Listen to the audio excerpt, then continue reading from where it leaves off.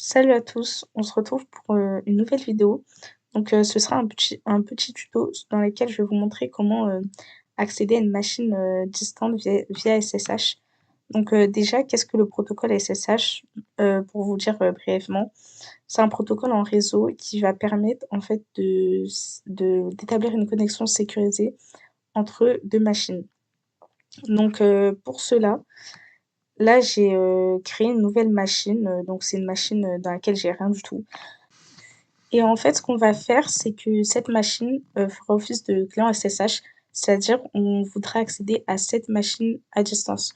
Donc pour cela, on devra installer SSH dans cette machine et c'est tout. Et on va essayer d'accéder à distance à partir de notre machine physique. Donc pour cela, je vais aller dans les paramètres. Donc je vais faire un clic droit sur la machine SSH. Je vais aller dans Setting.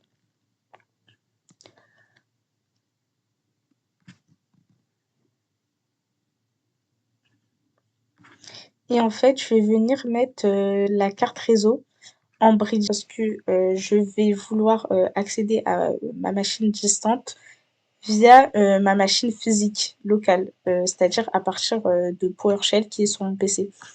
Donc pour cela, j'ai besoin que mes deux machines soient sur le même réseau et c'est pour ça que j'utilise le bridge. Sinon, si vos deux machines ne sont pas sur le même réseau, bah ça ne va pas marcher. C'est très important qu'elles soient sur le même réseau. Donc là, je mets OK. J'allume ma machine.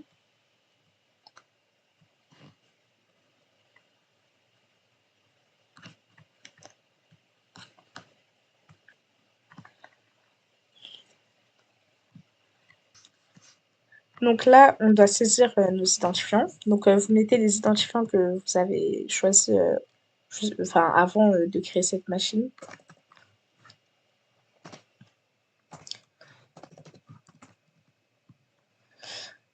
Donc maintenant, on a mis une carte réseau qui est en bridge. Je vais faire IP-add et je vais m'assurer que c'est la même adresse IP qu'il y a sur ma machine physique.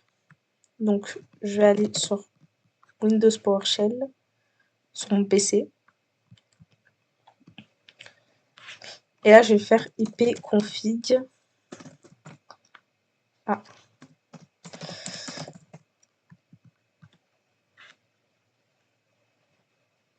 Là, je vois que c'est bien sur le même réseau. Donc, mes deux machines, ma machine virtuelle et la physique, sont sur le même réseau. Donc, c'est bon. La deuxième étape, c'est qu'on va installer le service SSH sur ma machine. Mais avant cela, on va mettre à jour la machine. Donc, je vais faire un apt update.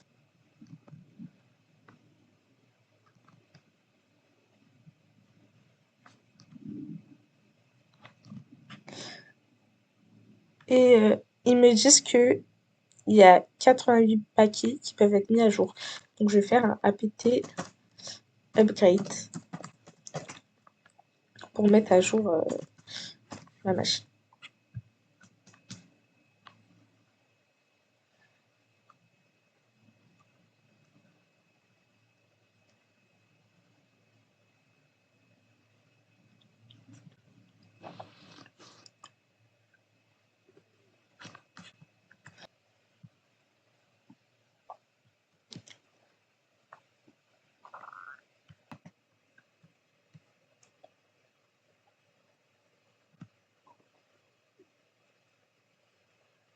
Donc c'est bon, ma machine est à jour.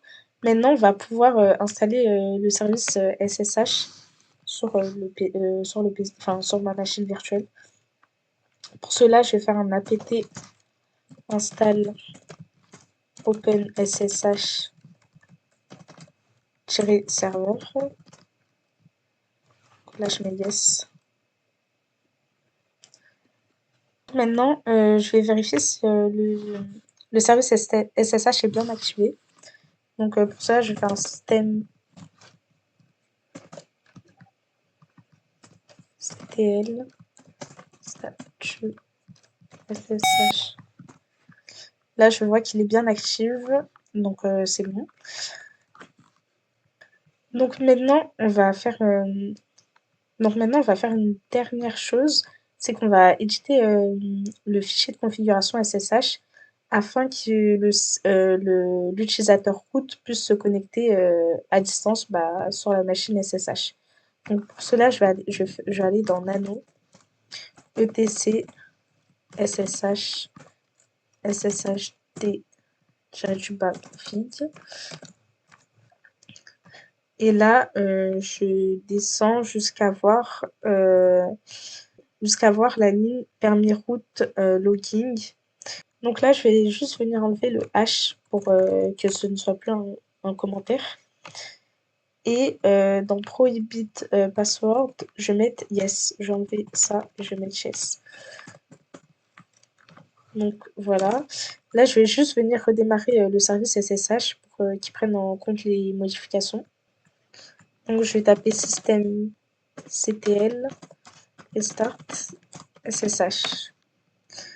Donc maintenant que j'ai ma machine dans laquelle on a configuré le service SSH, ce que je vais faire, c'est que je vais aller dans PowerShell, dans ma machine physique, et justement, on va essayer de se connecter à notre machine virtuelle distante, qui est celle qu'on vient de configurer.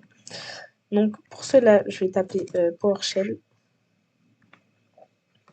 sur ma machine physique. Et là, ce que je vais venir faire, c'est que je vais taper la commande suivante. SSH root. Donc, je me connecte en route. Et là, je vais mettre l'adresse IP de la machine à laquelle je vais accéder. Donc, par contre, je ne me rappelle plus. Donc, je vais aller voir. Je fais un IPA. Et je vois que c'est 192.168.1.02. Ok.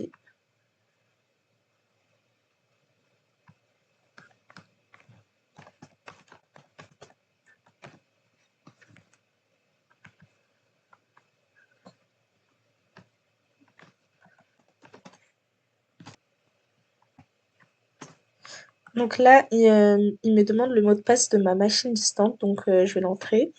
Là, il se peut que quand vous faites entrer après la première commande, ils vous disent est-ce que vous êtes sûr de continuer? Ça, si c'est la première fois que vous vous connectez à la machine distante, c'est normal. C'est juste que l'ordinateur ne reconnaît pas la machine distante. Donc dans ces cas-là, il faudra écrire yes. Donc là, j'entre mon mot de passe. Je peux voir que je suis bien connectée à ma machine distante. Parce qu'on voit route at Debian. Donc c'est tout pour aujourd'hui. J'espère que cette vidéo vous aura plu. N'hésitez pas à liker et à vous abonner. Et nous, on se dit à la prochaine pour de nouvelles vidéos, pour de nouveaux tutos. Salut à tous!